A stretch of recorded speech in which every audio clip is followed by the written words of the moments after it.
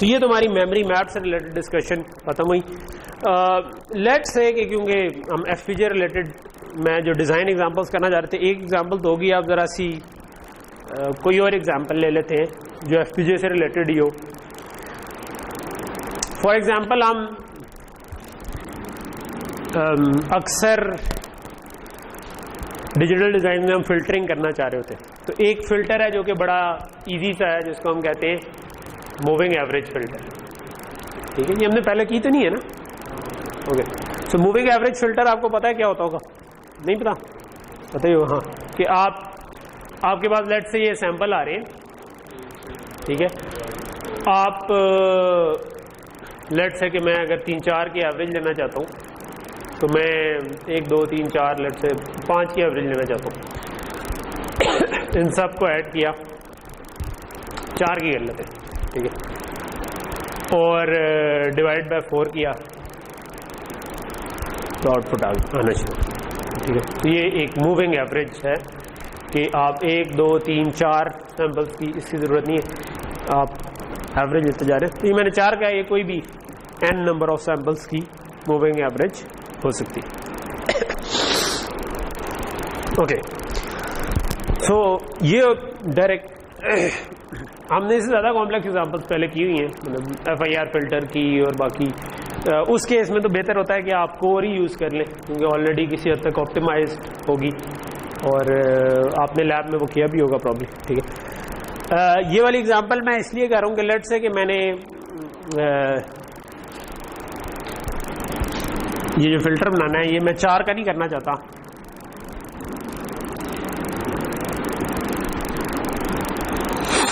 मैं 200 वैल्यूज का moving average filter बनाना चाहता हूँ। ठीक है, फिर शुरू हो गया। तो अगर मैं 200 वैल्यूज का मूविंग एवरेज फिल्टर बनाना चाह रहा हूँ तो इसका क्या मतलब है कि ये एडर बहुत बड़ा हो जाएगा। तो क्या डिज़ाइन ऑल्टरनेटिव हो सकता है अगर मैं इसको एफपीजीए के ऊपर डिज़ाइन करना चाहूँ? एग्जैक्टली यही डिज़ाइन है।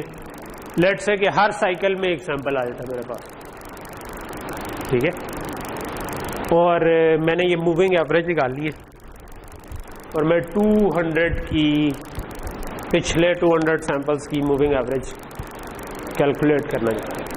जी, एक तरीका ये है कि मैं इस एडर के बजाय कंप्रेशन ट्री बना लूँ। ऑल्दो कंप्रेशन ट्री भी एफपीजे के लिए शायद उतने ज़्यादा सूटेबल ना हो, मतलब एसिक के लिए ज़्यादा सूटेबल होते हैं क्योंकि एफपीजे में वो लुकअप टेबल से मिलकर बन रहे होंगे। ठीक है, और क्या हो सकती है अगर आप इसको हम सोचें?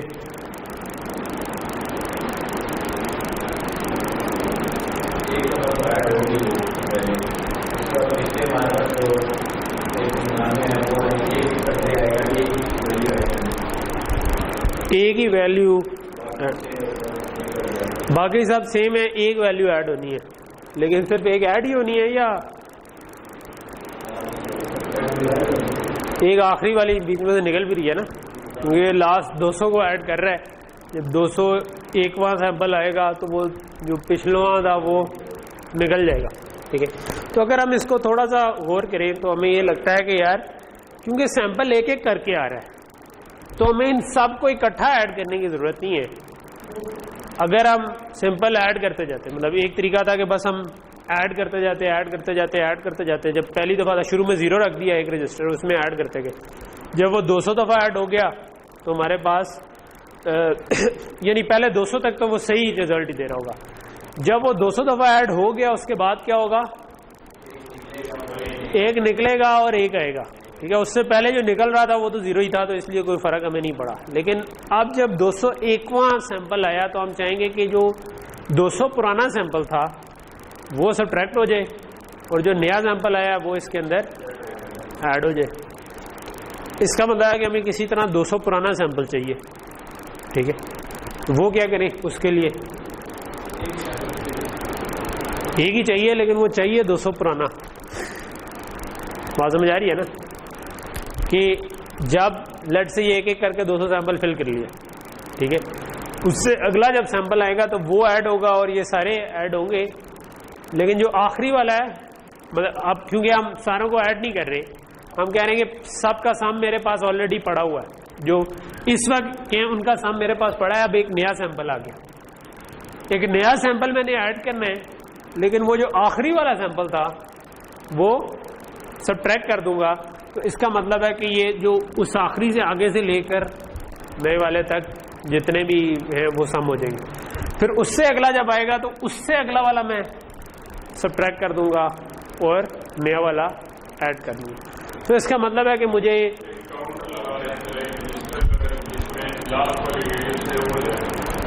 हाँ, लेकिन लास्ट वाली चाहिए, उससे अगले साइकिल में उससे पिछली चाहिए, उससे अगले वाले में उससे पिछली चाहिए।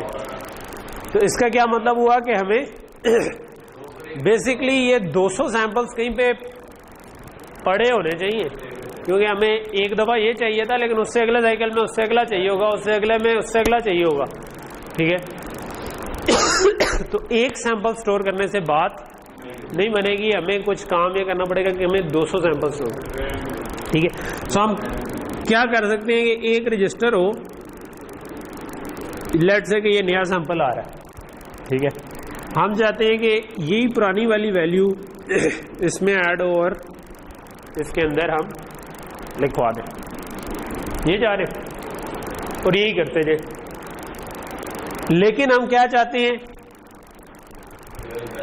कि ये अगर ये चल रहा हो तो ये 200 तक तो चलेगा, लेकिन जब 201 आएगा तो अब हमें एक पुरानी वैल्यू सबट्रैक्ट भी करनी है किसी तरह।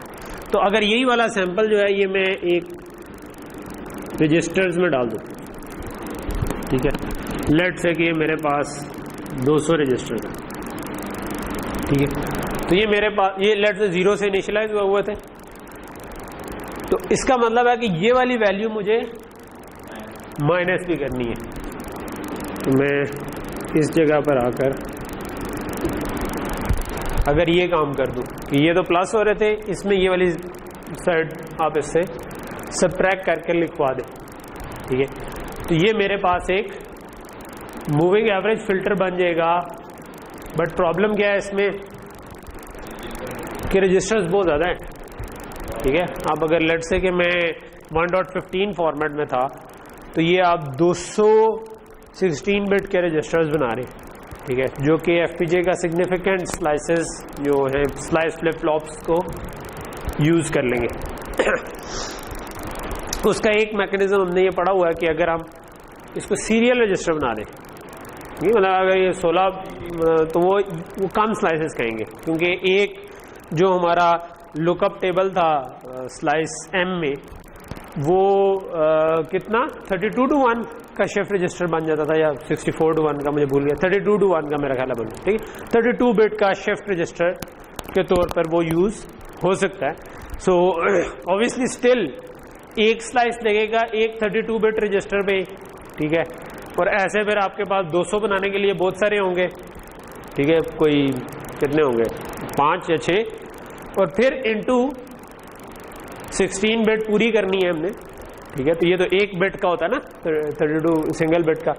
तो इस किस्म का कुछ हम बनाएंगे तो ये आपके पास जो भी लेट से के 6 × 16 के करीब आपके पास स्लाइस एम्स इसके अंदर यूटिलाइज होती है। सो क्या ऑल्टरनेटिव हो सकता है इसका? इसका ऑल्टरनेटिव ये हो सकता है कि हम ब्लॉक रैम यूज कर लें। ठीक है, और ब्लॉक रैम क्या करें, ब्लॉक रैम में ऑब्वियसली ब्लॉक रैम शिफ्ट नहीं होती। ब्लॉक रैम को आप इस तरह शिफ्ट नहीं कर सकते कि अच्छा भी ये पूरों को शिफ्ट कर दें। ठीक है, सो अब मैं ये चाहता हूं कि मैं इधर एक ब्लॉक रैम लगा दूं। मैं उसमें अगर लेट से पहला सैंपल इधर लिखवाता हूं, दूसरा इधर लिखवाता हूं, तीसरा इधर लिखवाता हूं, करते करते करते ये 200वां सैंपल लिखवा दिया। ठीक है, अब ये सैंपल ऊपर नीचे मूव नहीं हो सकते, मतलब हो तो सकते हैं लेकिन वो एक साइकिल में नहीं हो सकते। उसके लिए मैं 200 साइकिल को ही रखूं और इसको नीचे मूव करूं और इसको नीचे मूव करूं, आगे करूं, वो तो बहुत ही मुश्किल सी स्टेट मशीन बन जाएगी जो कि ये काम कर सकती होगी। लेकिन हमें क्या उसकी ज़रूरत है या नहीं, ज़्यादा इंपॉर्टेंट ये है। ठीक है, हम उसके बरक्स क्या कर सकते हैं कि हमें 200वां सैंपल सबट्रैक्ट करना है पहली दफ़ा। ठीक है। अगली दफा उससे एक, यानी अगर मैंने पहला सैंपल यहां पर रखा हुआ, ठीक है, दूसरा यहां पर रखा हुआ, तो जब 200 साइकिल हो जाएंगे तो मुझे ये वाला सब्ट्रैक्ट करना है, उससे अगले साइकिल में उससे अगला करना है, उससे अगले साइकिल में उससे अगला करना है, यानी कि मुझे एक एक आगे वाला सैंपल सब्ट्रैक्ट करते जाना है, ठीक है। ओके, सो अब इसके लिए क्या किया जा सकता है ब्लॉक डायग्राम के साथ?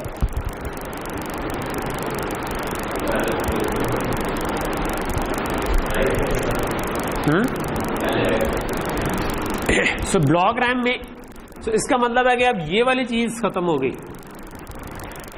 पहली चीज तो ये आ गई। यहां पर मैं चाहता हूं कि रजिस्टर्स के बजाय मैं एक ही ब्लॉक डायग्राम लगा लूं, और वो एक ब्लॉक डायग्राम लगाने का मतलब होगा कि अगर ये 16 बिट सैंपल्स हैं तो मैं 1024 तक तो आराम से काम कर सकता हूं, ठीक है। मूविंग एवरेज फिल्टर बना सकता हूं, ठीक है। मूविंग एवरेज फिल्टर जो होता है ना, वो नॉर्मली काम क्या करता है, एक तो एवरेज ले रहा होता है, ठीक है। फॉर एग्जाम्पल ये लो पास फिल्टर जो होता है ना, it's kind of a low pass filter, ठीक है। बहुत अच्छा लो पास फिल्टर नहीं होगा, लेकिन it is basically a low pass filter, क्योंकि टाइम डोमेन में आप इन सब को ऐड कर रहे हैं, तो ये फ्रीक्वेंसी डोमेन में काइंड ऑफ शायद ये सिंक टाइप की चीज बन जाएगी, तो ये लो पास वाला काम कर देता है किसी हद तक। लेकिन लो पास के अलावा भी it's not just a filter. कई दफा आप क्या कर रहे होते हैं कि जिस तरह आप अगर रिसीवर है और आप सिग्नल की एनर्जी निकालना चाह रहे हैं, तो कई दफा आप ना average energy over a period निकालना चाह रहे होते हैं, ठीक है। तो आप क्या करते हैं कि जो सिग्नल अगर एक्स ऑफ एन आ रहा है, आप उसका स्क्वायर ले लेते हैं, ठीक है।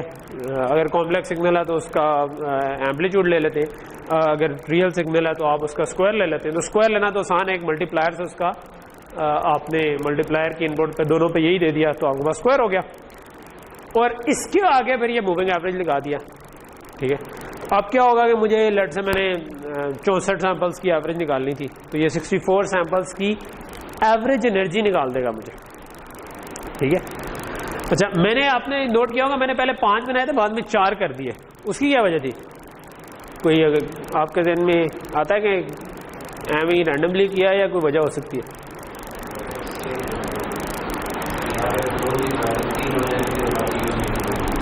नहीं, इसका जो मकसद था वो ये था कि जब आपने 2 की पावर से डिवाइड करना होता है ना, फास्ट नहीं, 2 की पावर की डिवीजन के लिए आपको हार्डवेयर की जरूरत ही नहीं होती, ठीक है। मतलब वैसे divider is a complex hardware, ठीक है।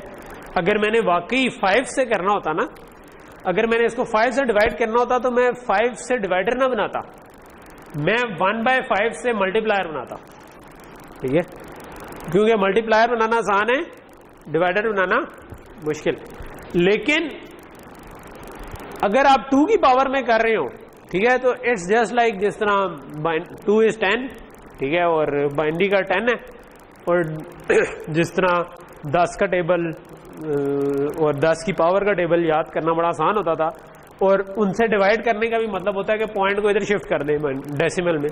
तो बाइनरी में 4 से डिवाइड करने का मतलब है कि अगर लेट से मेरे पास ये 3.13 फॉर्मेट था और मैं इसको 4 से डिवाइड करना चाहता हूँ, ठीक है, तो इसका मतलब है कि मैं ये अज्यूम कर लूँ कि ये जो लिखा हुआ है ये असल में 1.15 है, ठीक है। पॉइंट को आपने इधर से 2 आगे मूव कर लिया, तो इसका मतलब है कि ये 4 से डिवाइड हो गया, यानी हमने कुछ भी नहीं किया, हमने अपने ज़हन में बस कह दिया कि इसका फॉर्मेट चेंज हो गया, ठीक है। तो दैट्स इट, ठीक है। तो ये डिवीजन हो गया। सो ये बात समझ आ रही है ना? तो इसलिए आप अमूमन जब हार्डवेयर में डिज़ाइन कर रहे होंगे तो आप 2 की पावर में चाह रहे हो चीज़ें हो रही हो, ठीक है। जहाँ पर अनअवॉइडेबल हो वहाँ पर आप कर लें। और ये लेट से कल को आप हार्डवेयर नहीं भी डिज़ाइन करते, आप किसी जगह पे एल्गोरिदम पे काम कर रहे हैं, ठीक है, मैटलैब में काम कर रही हैं या पाइथन में काम कर रही हैं, लेकिन जो आप एल्गोरिदम बना रहे हैं वो इवेंचुअली हार्डवेयर पे जाना है। तो जब आप डिज़ाइन कर रहे हो तो इन चीज़ों का ख्याल रखें, ठीक है, कि आप डिज़ाइन करते हुए ही आपने अगर मूविंग एवरेज लेनी है तो आप अगर 7 की ले रहे हैं तो आप कहें नहीं भाई 7 के बजाय मैं 8 की ले लेता हूँ। हार्डवेयर हालांकि मैं ज़्यादा की ले रहा हूँ लेकिन हार्डवेयर सिंप्लीफाई हो जाएगा, ठीक है। या 10 की लेनी है तो आप कहोगे यार या तो मैं उसको 8 की ले लूं या मैं फिर 16 की लूं, ठीक है, क्योंकि 2 की पावर में मेरे पास हार्डवेयर इजी हो जाएगी, ठीक है। ओके, सो ये तो हम साइड डिस्कशन में चले गए कि मैं इसका यूज बताना शुरू हो गया कि मतलब ये अक्सर सिस्टम्स में यूज होता है कि आप सिग्नल की एनर्जी निकाल के देखना चाह रहे होते हैं लाइन पे कुछ आ भी रहा है कि नहीं आ रहा, ठीक है, तो आप एवरेज निकाल के उसके हिसाब से आगे चलें। ओके, सो अब मैं ब्लॉक रैम पे क्या करूं, मैं इधर एक ब्लॉक रैम लगाता हूं लेट से, तो ये मेरे पास सैंपल आ रहा है एक, ठीक है, तो मैं यहां पर एक ब्लॉक रैम लगाता हूं जिसका एक एड्रेस है, एक राइट इनेबल है, एक डाटा इन है और एक डाटा आउट है, ठीक है। सो यहां से एक चीज तो नजर आ रही है कि इसको कहां पे टाई होना चाहिए, डाटा पे, और इसको कहां पे टाई होना चाहिए, डाटा आउट पे। अभी वी आर नॉट श्योर कि ये हो पाएगा या नहीं हो पाएगा, लेकिन मतलब क्या मैं जिस जगह पर लिखवा रहा हूं मैंने वहीं से पढ़ना है, क्योंकि एड्रेस तो से उसका एक तरीका हो सकता है कि मैं 2 पोर्ट्स यूज कर लूं, पोर्ट ए और पोर्ट बी, और डाटा आउट दूसरी पोर्ट से उठाऊं, उस पर कोई और एड्रेस दूं, और डाटा इन जो है वो दूसरी पोर्ट से उठाऊं, ठीक है। अच्छा, अब लेट से कि मैं कहता हूं कि इसको इसी तरह भी फिलहाल जाने देता हूं, तो पहले जस्ट थिंक थ्रू इट कि जो हम करना चाह रहे हैं वो है क्या। जब भी हमने लिखवाना है तो अगर 2 पोर्ट्स होती तो मैं क्या करता, एड्रेस कैसे चेंज करता, ठीक है। एक लेट से लिखवाने वाली लॉजिक पे आ जाते हैं, ये जो मैंने सैंपल लिखवाना है, राइट इनेबल के साथ क्या करूं, राइट इनेबल को बंद कर दूं, डाटा मैंने ऑलरेडी जो भी सैंपल आ रहा था मेरे पास वो मैंने डाटा के साथ टाइप कर दिया, ठीक है। एड्रेस ही रह गया, एड्रेस को क्या करूं, एड्रेस सिंपल हर दफा इंक्रीमेंट करना शुरू कर दे, ठीक है। अगर हर साइकिल में डाटा आ रहा है तो इस तरह करना शुरू कर दे, अगर बाहर से किसी वैलेट पे कंट्रोल करके आ रहा है तो उसी वैलेट को आप इसका भी इनेबल बना दें और राइट इनेबल के साथ भी टाइप कर दें, ठीक है। तो हर दफा वो जब भी आएगा तो आपके पास चीज चलती जाएगी। जो मैंने रीड करना है, ठीक है, जो डाटा आउट वाली साइड है, उसमें भी मैं उसके लिए हम दूसरी पोर्ट यूज कर सकते हैं, ठीक है। क्वेश्चन ये है कि यहाँ पे पहली दफा जो डाटा मैंने लिखवाया वो 0 पर लिखा गया, जो दूसरी दफा लिखवाया 1 पे लिखा गया, तीसरी दफा जो लिखाया 2 पे लिखा गया, तो क्या मैं चाहता हूं कि ये लिखता ही जाए 1000 तक, मैं क्या चाहता हूं जितने मेरे नंबर ऑफ जितने का फिल्टर बनाना चाहता हूं, ठीक है। अगेन अब आपको पता है कि उसको हम कन्फिगरेबल रख सकते हैं, it's good to have that configurable, ठीक है। तो मैं लेट से कि मैं सिंपल वाला केस लेता हूं ताकि मुझे इधर वो एंड गेट ना बनाना पड़े। मैं इसको कहता हूं कि 200 के बराबर हो तो इसको क्लियर कर, ठीक। ऑब्वियसली अगर ये इनेबल आ रहा होता तो मैं is equal to 200 and enable आ रहा होता, तब इसको क्लियर करना था, अदरवाइज इसको क्लियर नहीं करना। तो ये चीज समझ आ गई, ठीक है। तो ये इसका मतलब है कि जब भी ये 0 पे आए तो इधर लिखा गया, 1 पे आए तो 200 भी नहीं 199, ठीक है। एक कम 199 पे आए तो आपने क्लियर करके वापस ऊपर चले गए। तो हमने इसके ऊपर सैंपल इस तरह लिखवाने चाहिए। रीड करते हुए हम कहां से रीड करना चाहेंगे, दूसरी पोर्ट यूज की, तो अब वो दूसरी पोर्ट इसी रैम को एक्सेस कर रही है, ठीक है। पहली दफा हमने इधर लिखवाया करते करते 200 फिर इधर इधर लिखवाते जाए। पहली दफा हम रीड कहां से करना चाहेंगे, इधर से कि इधर से, केस से अगले से, 0 पे 200 पे। देखो पहला सैंपल आया वो हमने इधर लिखवा दिया और इधर से रीड कर लिया। दूसरा सैंपल अगर आया इनपुट पे तो क्या कहां पे जाए, ऊपर आ जाए, नीचे से ऊपर जाना शुरू हो जाए, डिक्रीमेंट करें, सबसे नीचे ही रहे। अगर मैंने इस रैम को 0 से इनिशियलाइज कराया हुआ है उसके बाद ऊपर आ जाएंगे। अगर मैं ऊपर आया तो पहले 200 सैंपल तक तो जीरो ही सब्ट्रैक्ट होना चाहिए था ना, लेकिन मैं ऊपर आ गया तो अब उधर तो जीरो नहीं पड़ा, उधर तो जो सैंपल आया था वो पड़ा हुआ है।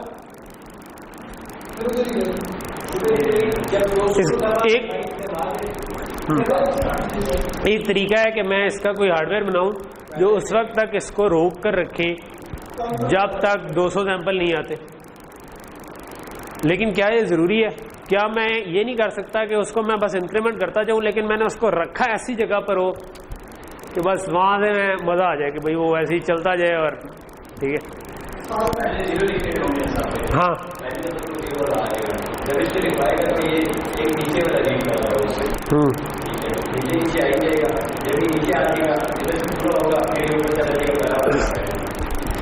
तो आप ये कह रहे हो कि मैं एड्रेस जो रीड वाला है उसको 1 पे रख लूं, एक आगे रख लूं,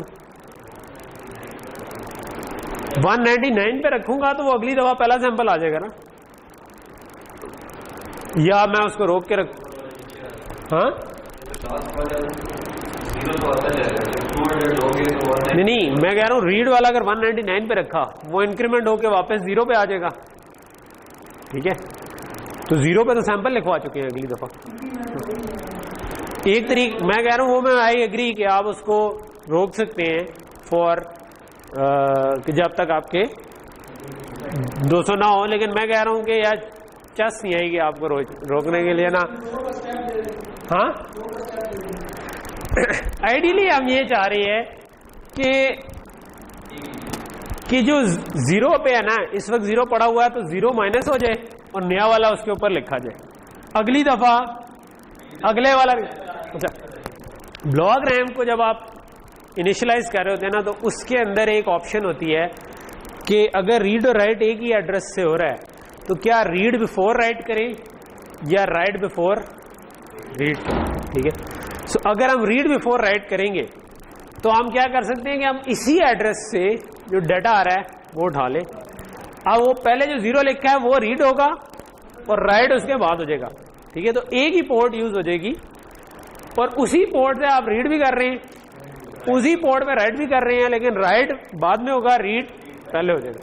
तो आपको एक ही पोर्ट के साथ ये पूरे का पूरा काम हो जाएगा। तो ये आप पूरी वाली जो प्लस प्लस वाली लॉजिक इधर लगाएं, राइट नेबल को 1 करें, इट शुड वर्क प्रोवाइडेड कि आपने इसको कॉन्फ़िगर किया हो रीड बिफोर। ब्लॉक रैम का इंस्टेंस बनाते हुए जो पैरामीटर्स आ रहे होते हैं ना ऊपर आपने वो उसका हैश के अंदर जो पैरामीटर्स डिफरेंट आ रहे होते हैं उसमें राइट फर्स्ट रीड फर्स्ट 2 चीजें लिखी होंगी, कुछ ऐसी चीज लिखी होगी, ठीक है। तो उसमें आप राइट फर्स्ट ना करें, उसको रीड फर्स्ट कर दें। तो ये एक ही पोर्ट पे करने के कुछ फायदे हैं, ठीक है। वो फायदा क्या है कि मिसाल के तौर पर आपने 2 मूविंग एवरेज फिल्टर बनाने थे तो आप एक ही ब्लॉक रैम की एक पोर्ट से एक बना लें, दूसरी पोर्ट से दूसरा बना लें, तो आप वो ब्लॉक रैम्स की यूटिलाइजेशन भी कम कर सकते हैं, ठीक है। यानी कि पर ब्लॉक रैम आप 2 मूविंग एवरेज फिल्टर भी बना सकते हैं, ठीक है। ठीक है, यहाँ पर हम रोकते हैं और फिर अब कल हमारी इंशाल्लाह क्लास है जो कि को डिवाइड भी करना है 200 से, ठीक है। तो जैसा कि मैंने पहले बताया कि 200 के बजाय बेहतर है कि आप 256 का इसको बना लें। तो 256 से डिवाइड करने का मतलब है जस्ट आपको इसका क्यू फॉर्मेट में जहां पर आपने पॉइंट पहले ज्यूम किया हुआ था उससे 8 बिट आगे ज्यूम कर लें, तो ये डिवाइड भी हो जाएगा। तो जो रिजल्ट आएगा आप उसको बस सिंपली उठा लें, ठीक है।